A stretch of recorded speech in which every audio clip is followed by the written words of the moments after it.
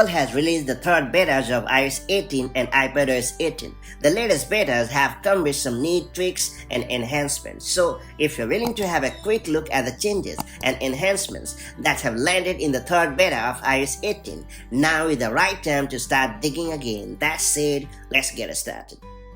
First off, I would like to highlight the changes that have come in the stock Photos app. The latest beta has added select button to let you select multiple images to the main Photos interface. Hence, you will no longer have to swipe down to access the select button.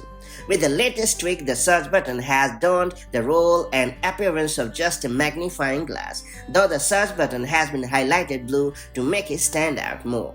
Next up, I would like to point your attention to the emoji that has received some neat enhancement in the Messages app. In the Messages app in iOS 18, Apple has combined the emoji, memoji and stickers into one interface, which you can easily navigate using the tiny icons at the bottom of the display. They are neatly designed icons that offer quick access to stickers or memoji. Moreover, you can also scroll through your memoji to more quickly find specific characters and poses. Right from this very interface, you can make fun-loving stickers and memoji. Besides, you can also use stickers right in your messages, like you can use emoji.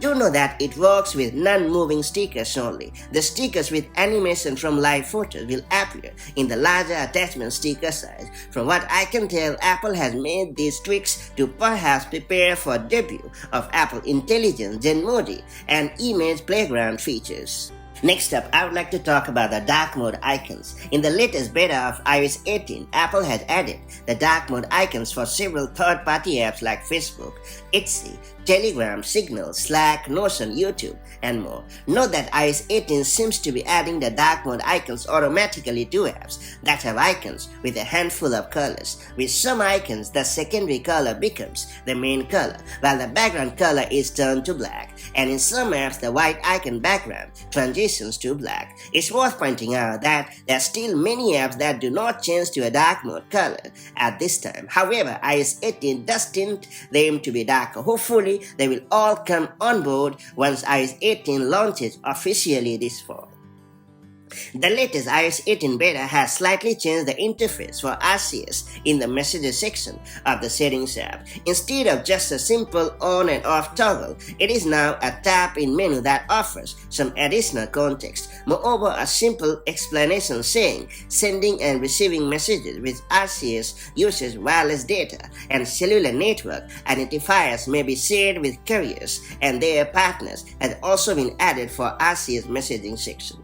Interestingly, many iPhone users in Canada and other countries are also seeing the RCS toggle. However, there is very little clarity as of now about whether or not RCS is working outside of the United States. Notably, Apple has once again tweaked the colors of the stock Maps icon when dark mode is activated. From what I can tell, this tweak does look cool, doesn't it? For folks who love eye-catching wallpapers, Apple has added a dynamic version of the iOS 18 wallpaper that transitions through different colors based on the time of the day. Having given the dynamic iOS 18 wallpaper a try, I must say that it does look pretty impressive. Now give it a shot and there's a decent chance that you will love this all-new wallpaper as well. And that's pretty much to all the notable changes and features that have landed in the latest beta of iOS 18. Now that you have unlocked everything, give everything a good run and share your invaluable feedback. And I'll see you in the next video with more such cool iOS 18 related stuff. Till then, stay safe and have a great time. Bye-bye.